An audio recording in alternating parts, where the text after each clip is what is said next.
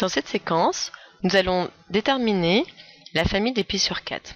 En fait, cette famille, elle se déduit de la famille des pi sur 2, puisque nous venons de voir que si un cercle était partagé en 4, chaque part de ce cercle, donc ici, valait une valeur de pi sur 2.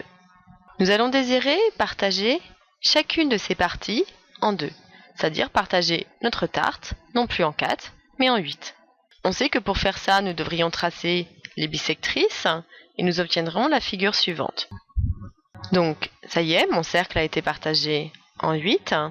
En fait, ici, on va faire encore une petite correspondance. 90 degrés correspondait à pi sur 2.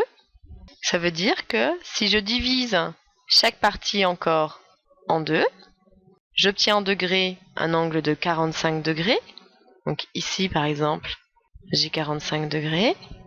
Et ma correspondance en radians, eh bien, ce serait pi sur 2 divisé par 2. Alors, on va retrouver des règles de calcul. Donc, divisé par 2, c'est multiplié par l'inverse.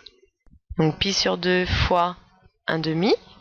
Et donc, on multiplie les numérateurs entre eux. Donc, ça va faire pi. On multiplie le dénominateur entre eux. 2 fois 2, 4.